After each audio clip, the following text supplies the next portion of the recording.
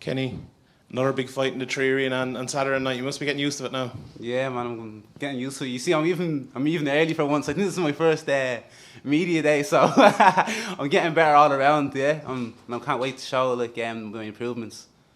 I was talking to your brother Franz a couple of weeks ago, and he obviously has a big fight coming up next week. Did you do much preparation together for your two fights coming up around the same time? No, he usually does his own thing. Obviously, I get advice from him here and there about just career stuff and that, check me outside the cage and things what to do and that. But he just does his own thing, and then I do my own thing. Sorry, and then because obviously we're different styles and that. So if I need him for a camp, but our opponents are not like each other, you know what I mean? So it doesn't make sense. I just go with what matches what the fight will look like, you know what I mean? Who are the main people who are using as preparation in the gym for this one? Loads of bit main one. I was with Nathan for a few weeks. Derek Kelly usually. Few of the amateurs boys. I have the home in my corner there. We're always working together, good friends. And basically the whole team. But Shane Mullen as well. There's too much. I'll be here all day saying too much of names. You know what I mean? I did the list. But it's a good camp. Yeah. What do you think your opponent? Obviously, when we saw the matchup being made, it's one top prospect against another top prospect. Do you kind of see it that way? That there's room for one of you, and that'll be that. I don't. To me, obviously on paper, when you look on paper, 5-0, 5-0, it's a good matchup, yeah. But see, when I was fighting last time, yeah, the guy was 3-4 or something.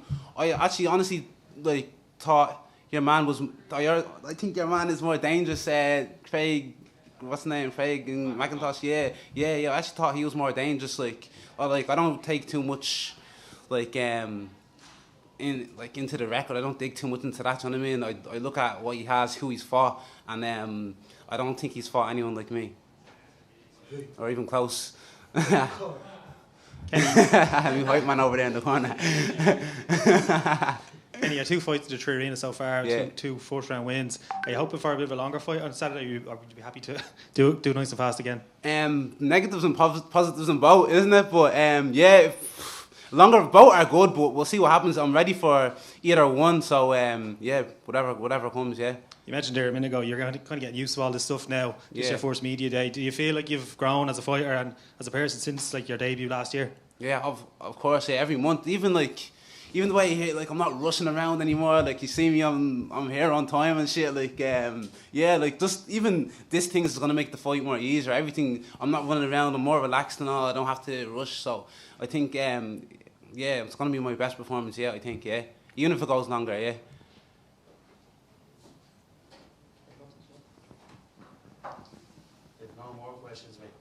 Kenny, obviously you've had an extensive kind of up and down amateur career before turning pro, and your opponent has kind of had an unblemished career up until now. Do you think that momentum and thing will give him an extra confidence? And do you think that having lost that amateur, talk about maybe how you use that to grow and what you learned from them amateur losses? Yeah, 100%. What I was saying, I think in this fight, the most dangerous thing for me with him, I think, is that he's actually this guy's a winner. Do you know what I mean? Even if he's fighting bums and shit, he's still fucking very consistent, and he's kept that throughout his amateur career as well. So, but me, I just feel I've been fighting the best in the country. I've been fighting at welterweights. I've been fighting welterweights, weighing in my clothes and all. Do you know what I mean? When I was an amateur, so I'm a featherweight now. Only my last 3 fights. And you see yourself how my fights are looking these days.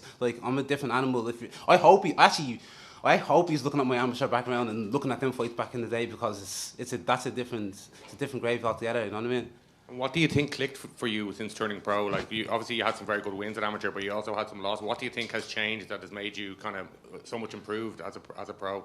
Yeah, the key is just to be well-rounded. So I've just obviously improved, tweaked little things.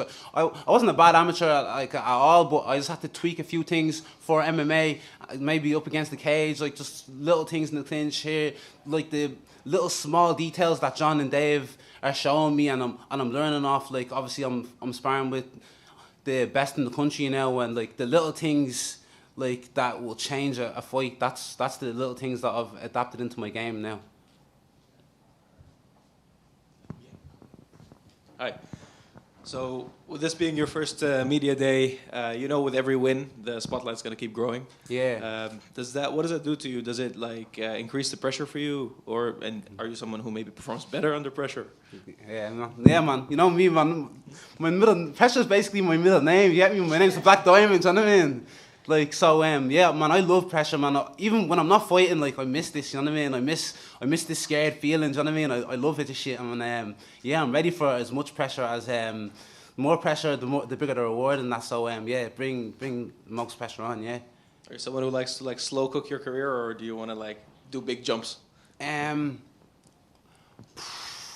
I don't. I think after this, I'll be ready for a step up. Obviously not a world title or something, you know what I mean? But obviously I know that. But yeah, after this, yeah, I think maybe a step up. But yeah, we'll see. Yeah, I think slow. I'm still young. I'm still young in my career, so there's not a big rush. I'm going to be here for a while now. Yeah, for sure.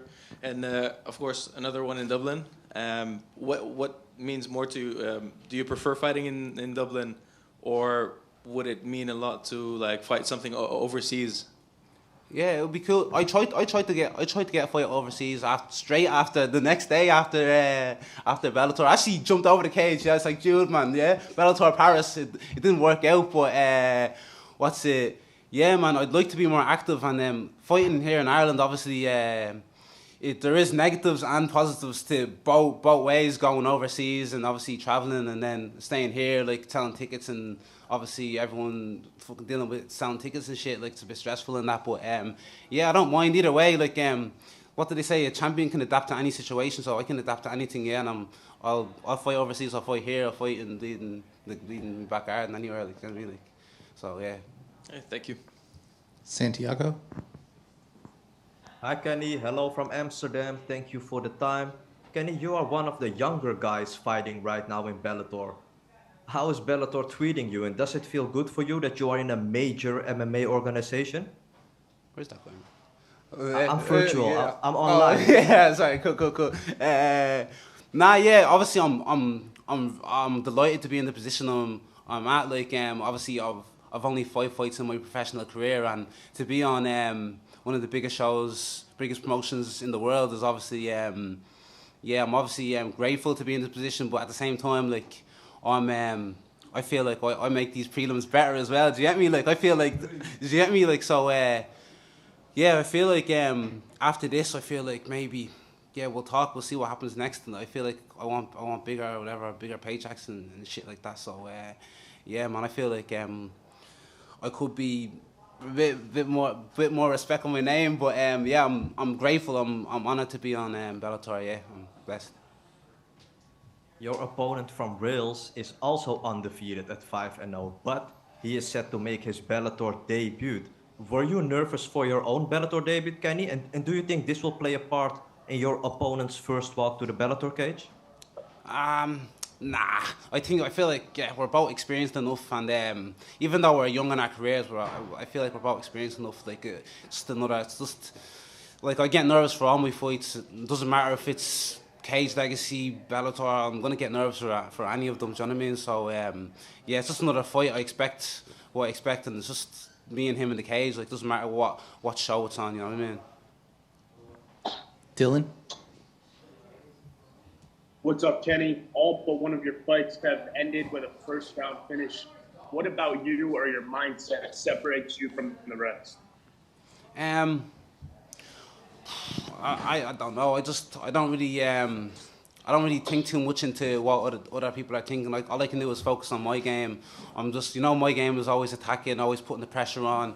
And this time will be different. Just obviously a few more tweaks that we've tweaked this camp that we think I could do better. Like, obviously, my performances in the first round have been good so far. But my coaches obviously can pick out little things that will make the fight even better for me. You know what I mean?